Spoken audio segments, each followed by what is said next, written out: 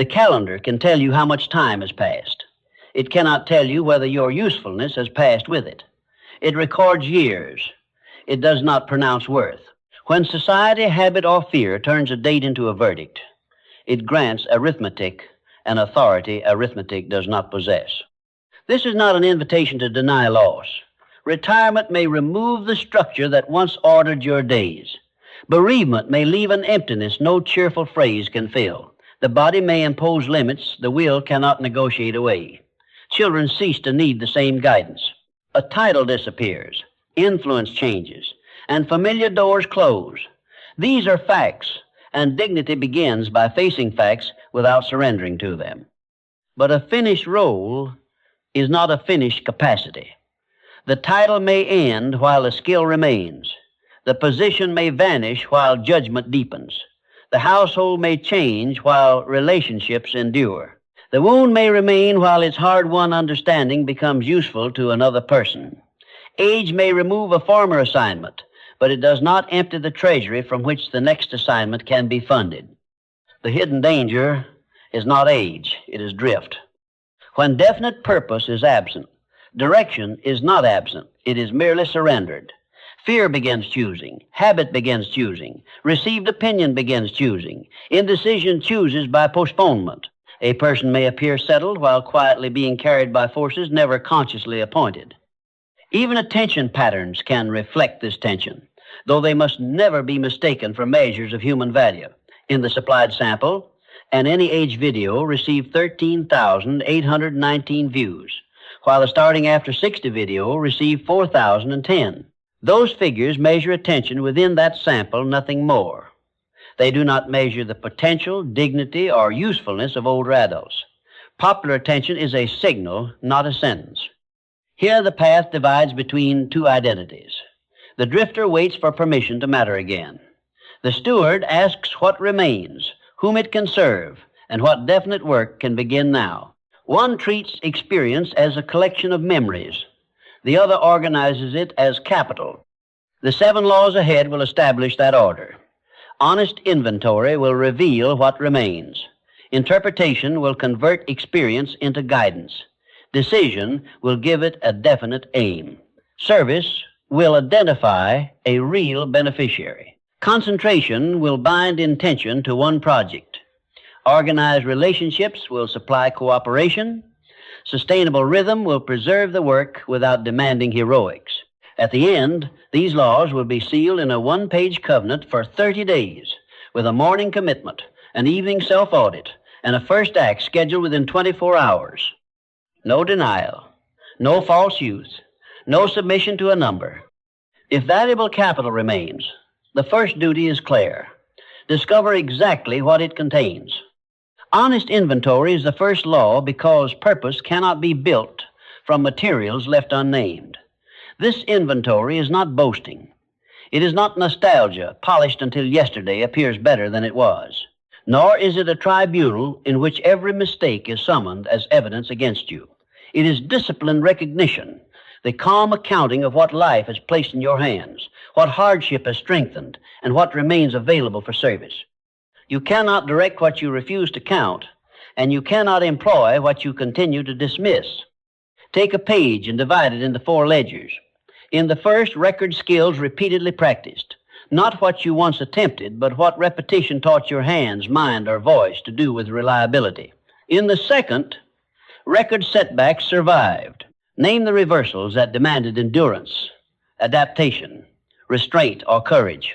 In the third, record relationships capable of connection or counsel, people you may responsibly approach, encourage, introduce, or ask for wisdom. In the fourth, record judgment's experience has improved the distinctions you now perceive, the dangers you recognized earlier, the questions you have learned to ask before acting. Demand evidence from your own history. What problems have you solved? Whom have you guided? Which crises became steadier because you remained calm? What systems do you understand because you worked within them for years? What responsibilities did you carry when circumstances were difficult and applause was absent? General impressions flatter or condemn too easily. Evidence corrects both errors. Do not confine this accounting to paid employment. A resume records positions. An honest inventory records capacities. Caregiving may have developed patience, observation, advocacy, and endurance. Mentoring may have sharpened your ability to recognize promise before confidence appears. Community work may have taught coordination. Mediation may have trained you to hear the fear beneath an argument. Household management may have required planning under pressure. Patient listening may have helped another person recover clarity. Unpaid does not mean unskilled. Informal does not mean insignificant. Now examine every ability you have been tempted to call obsolete. Ask whether the ability disappeared or only the setting that once required it. A familiar institution may be gone while the capacity to organize people remains. An old method may have changed while the judgment beneath it still holds value.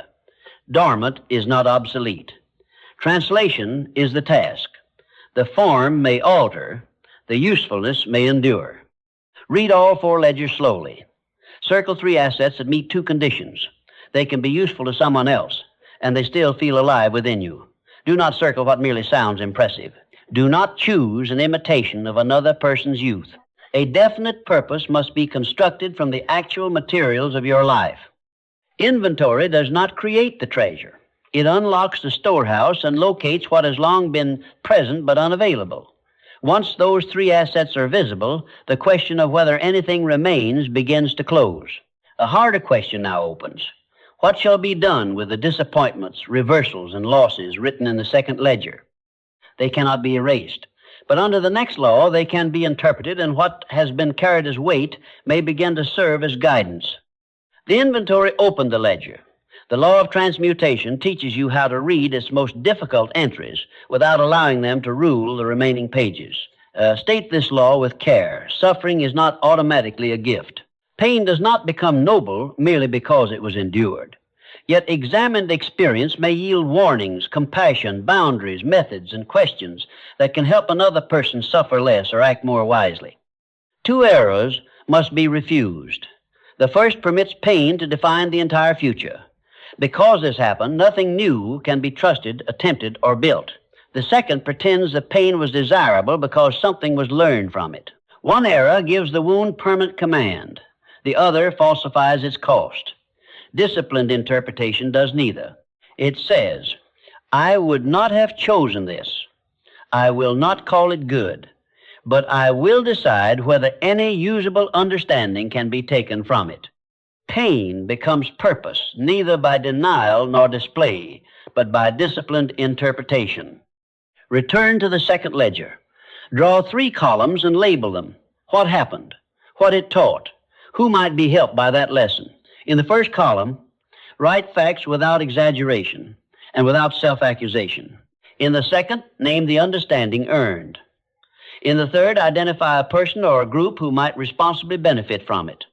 Ask exact questions. What do you now notice earlier? What can you handle more calmly? What do you refuse more wisely? What do you understand more compassionately? Perhaps experience taught you to detect confusion before it becomes conflict, to ask for clarification before consenting, or to recognize exhaustion beneath another person's anger. The event remains painful. The judgment it developed may still become useful. Imagine, as a hypothetical example, a former supervisor whose authority once depended upon rank. After losing that position, this person discovers a quieter capacity. Mentoring without controlling, advising without needing recognition, and helping another person grow without claiming the result. Or consider a long-term caregiver who cannot remove another family's ordeal, but can help them prepare better questions, record essential information, and enter difficult conversations with greater steadiness. Neither person makes a doctrine from one life. Each offers a bounded lesson where it may genuinely serve. But service does not require exposure. Some experiences should be shared only with trusted people. Some should remain private. Some require further healing before they can be handled without renewed harm. You owe no audience the details of your suffering. A lesson may be offered without narrating the wound that produced it. Privacy is not cowardice. It is a boundary governed by judgment. Now select one lesson from your 3 columns. Choose one that can be offered constructively, without reopening harm and without claiming universal authority. Write it in a single sentence. Because I learned this, I may be able to help someone do, avoid, prepare for, or understand this. You have not redeemed the pain by praising it. You have placed one part of its instruction under conscious command. Yet a lesson, like an asset, remains inactive until it receives direction. With 3 capacities named and 1 lesson interpreted, reflection has reached its limit. The next law must answer a sterner question. Toward what definite aim will these materials now be directed? The materials are ready. Decision must now give them an address. Recall how drift begins. Fear, habit, received opinion, and indecision do not wait politely outside an empty purpose. They enter and take its place. Fear tells you the moment has passed. Habit fills the day with what is familiar. Received opinion assigns you a smaller life. Indecision postpones a choice until postponement becomes a choice. Experience alone cannot prevent this occupation. A life does not cease drifting because it contains experience. It ceases drifting when experience receives a chosen destination. This is the law of decision. A wish is not a destination. A wish says, I want a matter. It may be sincere, even noble, but it cannot govern a morning. A definite aim identifies 4 things: the contribution, the recipient, the vehicle, and the initial time horizon. It states what improvement you intend to help create, for whom, by what form of work, and within what bounded period. Take the 3 capacities you selected and the lesson you interpreted, then write, by a chosen date, I will use these named assets to help this group make this specific improvement through this service-centered project. Do not hide behind spacious words. Encourage others is generous but indistinct. Encourage whom? Toward what improvement? Through what project? By when? Definiteness does not diminish purpose. It gives purpose enough shape to enter conduct. Yet do not confuse decision with prophecy. You are choosing direction, not claiming control over every condition. The aim must be firm enough to organize attention and revisable enough to learn from reality. A bridge may require correction as it is built. That does not mean the decision to cross was false. Revision guided by evidence is not drift. Abandonment governed by discomfort. Now submit your sentence to 3 tests. First, does this aim use something you genuinely possess, not an admired ability borrowed from another person's life, but a capacity you can honestly bring? Second, does it address something you genuinely care about, not an expectation inherited from family, status, or custom, but a concern that commands your willing attention? Third, does it permit a concrete, first experiment something small enough to begin, observe, and improve? If the aim fails the test, refine it. If it passes all 3, choose it. Choose one aim for the next 30 days. You're not selecting a permanent identity for the remainder of your life. You're authorizing a disciplined experiment.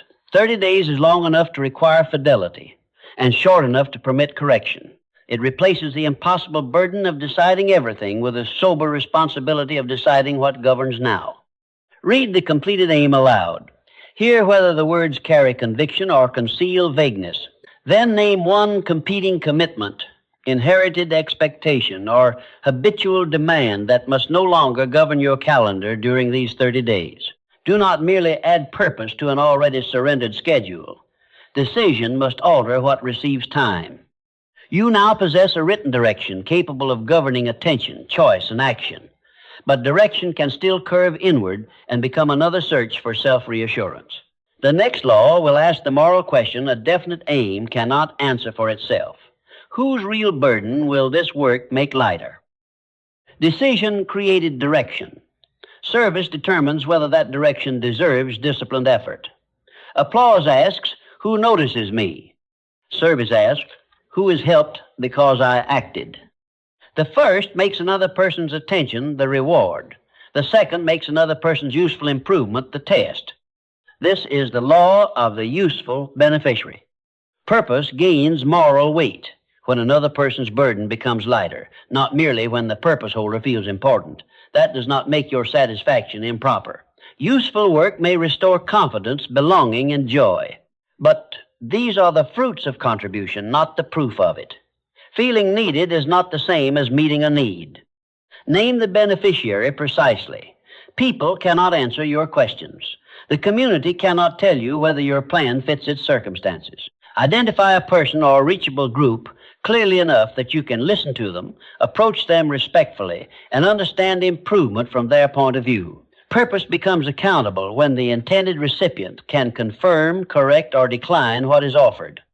Now place your definite aim beneath 4 questions. Who is actually facing the problem? What do they say they need? What can you responsibly offer? What would a modest, useful result look like? Do not answer the second question for them before listening. Age may deepen judgment. It does not confer complete knowledge of another person's life. Experience may reveal patterns. It does not cancel differences in circumstance. Good intention may open the heart. It does not guarantee that the proposed help is wanted, suitable, or timely. The steward does not arrive as the hero of someone else's story. The steward arrives prepared to learn where service is welcome. Suppose, hypothetically, an experienced bookkeeper wants to assist small community groups that struggle with monthly records. A recognition-seeking aim might announce a sweeping mission to rescue organizations from disorder. A service-centered aim begins smaller. The bookkeeper speaks with several groups, discovers which difficulty they actually share, and tests a simple monthly clinic. The first useful result may be modest. Participants leave with one clearer record-keeping routine they can maintain. The clinic can then be judged by their experience, not by the grandeur of its description. Proportion is a form of wisdom. Promise what your present capacity can honor. Offer what the beneficiary can use. Learn before enlarging. Yet contribution is not self-erasure. Service does not require exhaustion, intrusion, or silent resentment. A worthy aim may include firm boundaries, fair compensation, adequate rest, and mutual respect. The recipient's dignity matters, and so does yours. Work that depends upon the giver becoming depleted, indispensable, or controlling has confused sacrifice with usefulness. Return now to your aim sentence. Revise its promised result until it is concrete, proportionate, and answerable to the beneficiary. Write, during the next 30 days, I will use these capacities to help this specific group attempt this defined improvement in a form they have helped me understand. Then ask one final question. Would those I intend to serve recognize this result as useful? Now the aim has an outward test. You know who may benefit, what burden matters, what you can responsibly offer, and what first improvement will count. But even a worthy purpose remains powerless while scattered across 10 generous intentions. The next law will require concentration. One useful project, one practical vessel, one door small enough to open now. The beneficiary test has identified the result worth attempting. Concentration must now build the means of delivering it. This is the law of concentrated contribution. A definite purpose becomes credible when it is placed inside one bounded project and carried to completion. Many intentions divide attention and weaken identity. One completed contribution gathers attention and begins to restore self-trust.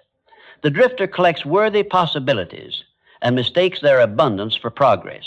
The steward selects one, accepts its limits, and permits action to provide the proof. Write a 5-part project charter. Name one beneficiary group.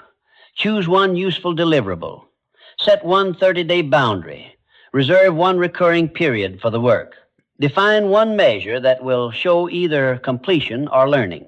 If these 5 elements cannot be stated plainly, the project is still too large, too vague, or too dependent upon circumstances you do not command.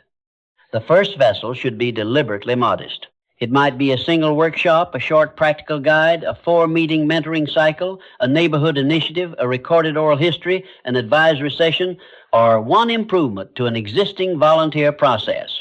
These are possibilities, not guarantees. No form succeeds merely because it sounds useful. Its value must be tested through preparation, delivery, response, and correction. Do not begin with a name, a brand, elaborate equipment, or a plan for the next 5 years. Refinement has its hour, but premature refinement often disguises avoidance. First, schedule 3 appointments with the work. Put them on the calendar now. 1 for listening and design, 1 for building or preparing, and 1 for delivering, testing, or obtaining feedback. A purpose that has no appointment remains available for indefinite postponement. Then write a temporary stop list for the 30-day experiment. Include distractions that consume the hours you have reserved. Include prestige projects that enlarge appearance without advancing service. Include obligations you have accepted from habit, guilt, or fear, but that do not serve the selected aim. This is not permanent withdrawal from responsibility. It is the protection required to discover whether one responsibility deserves a larger place in your life. Your pilot may be imperfect. Let it teach. Completion will reveal what reflection cannot, how much energy the work requires, whether the intended beneficiary wants it, where your abilities fit, what must change, and whether a next step is warranted. An unfinished ideal protects fantasy. A finished experiment produces information. At the end of 30 days, you need not possess a new identity, institution, or career. You need evidence that accumulated experience can be organized into measurable service. 1 useful project is enough to begin that proof. Purpose becomes real through an opening within reach of today's hand. Yet, even concentrated effort cannot mature through solitary determination alone. The project will require access, listening, counsel, participation, and honest response. A vessel does not travel by will alone. It needs routes, guidance, companions, and signals from those it serves. The next law will therefore place relationships in right order, turning scattered acquaintance into organized alliance. Concentration created the project. Alliance connects it to reality. This is the law of relationships put in right order. Relationships become power when they are organized by purpose and governed by respect. An organized alliance is not a collection of impressive names. It is not casual networking, social display, or a campaign to make every acquaintance useful to you. Its purpose is exact, to place the right people around a worthy experiment so that service becomes wiser, access becomes possible, errors are corrected, and effort does not collapse into isolation. Draw 5 circles around the name of your project. In the first, write beneficiary voice, the person who can tell you whether the proposed work meets an actual need. In the second, write knowledgeable peer, someone who understands the field or has attempted related work. In the third, write technical advisor, the person who can answer a specialized question you should not pretend to know. In the fourth, write encourager, someone steady enough to strengthen resolve without flattering poor judgment. In the fifth, write bridge, a person who may connect the project to participants, a place, information, or another necessary resource. One person may fill more than one role. Some circles may remain empty at first. The map is not a demand for importance. It is a diagnosis of what the work requires. Approach these people for perspective before asking for endorsement.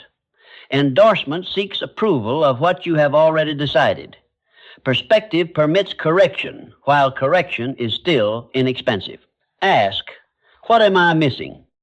What would make this genuinely useful? What is the smallest responsible way to test it? Then listen without defending the first design. Counsel that changes the project may be more valuable than praise that leaves it untouched. Use a simple outreach practice. State the aim in 1 sentence. Describe the bounded experiment in 1 sentence. Make 1 specific request. You might ask for 20 minutes of perspective, an introduction to 1 appropriate person, advice on 1 technical decision, participation in 1 test, or a brief response after delivery. Make the request small enough to understand and definite enough to answer. Do not treat history as an unpaid account. A former colleague, relative, neighbor, or friend does not owe participation because you once shared responsibility, affection, or hardship. Every invitation must contain room for an easy refusal. Say plainly that declining will not injure the relationship. Respect is not ornament placed around purpose. It is what keeps purpose from becoming exploitation. Now schedule 1 purposeful conversation each week of the experiment. Each conversation should produce at least one useful result: a correction, a connection, accountability, or a clearer boundary. Record what you heard, what you will change, and what remains yours to decide. Alliance supplies intelligence. It does not surrender ownership. The drifter waits to be invited back into relevance. The steward creates a circle around contribution, asks with humility, receives correction without collapse, and permits others to participate without commanding them. Now the project has an aim, a beneficiary, a boundary, and people placed in right order. But even the strongest circle cannot preserve work carried by exhausted force. Enthusiasm may begin the effort. Only sustainable devotion can continue it through health limits, caregiving duties, ordinary fatigue, and necessary recovery. The next law must therefore replace heroics with rhythm. Alliance gives the project support. Rhythm gives it continuity. This is the law of sustainable devotion. The work that renews a life is not the work performed once with force, but the work returned to with fidelity. Do not imitate youthful overwork as proof that you still matter. Significance does not require you to punish the body for having limits or to conceal the responsibilities your present life contains. Purpose must organize available energy, not condemn unavailable energy. Exceptional effort may produce one dramatic day. A humane pattern produces continued service. Build each week around 4 movements. First, create or prepare. Shape the material, arrange the meeting, practice the delivery, or complete the next portion. Second, serve or listen. Offer the work, consult the beneficiary, or receive a response. Third, review what occurred. Distinguish what helped, what failed, and what must change. Fourth, recover deliberately. Protect the rest that restores attention, patience, and strength. Recovery is not desertion of the aim. It is one condition by which the aim can be honored again. Install a brief morning practice. Read your definite aim aloud. Name the smallest contributing act available today. Then protect the time assigned to it. The act may require an hour or only several minutes. Its importance lies in its connection to the chosen project. A day need not contain heroic output to contain faithful movement. Each evening, ask 3 questions. What did I contribute? What did I learn? What needs adjustment rather than judgment? The first prevents vague self-praise. The second converts experience into instruction. The third refuses the cruelty of treating every disruption as a verdict upon your character. Correction preserves devotion. Condemnation often paralyzes it. At the end of each week, score only what you could responsibly govern. Sessions completed, people consulted, deliverables finished, and boundaries honored. Do not grade yourself on applause, immediate agreement, another person's schedule, or results that require time to appear. Measure fidelity before recognition. What you can command should guide the next week. What you cannot command should not own your peace. Now prepare for interruption before interruption arrives. Define a reduced version of the project for illness, caregiving demands, travel, or low-energy periods. Decide the minimum act that keeps contact with a purpose. A short note, a protected review, one necessary message, or a rescheduled appointment made promptly. Reduced rhythm is not surrendered purpose. It is purpose adapted to reality without being abandoned. The drifter depends upon excitement and therefore fears every quiet day. The steward trusts recurrence. The calendar now carries chosen purpose. Work and recovery stand in right proportion, and limitation no longer automatically means defeat. From honest inventory came interpreted experience. From interpretation, decision. From decision, service. From service, one project. From concentration, alliance. And from alliance, sustainable rhythm. All 7 laws are now present. The final movement will place them upon one page, bind them to 30 days, and give today's calendar its first immediate act. The laws have done their separate work. Now gather them into one command. Inventory reveals the capital. Interpretation extracts wisdom from what was endured.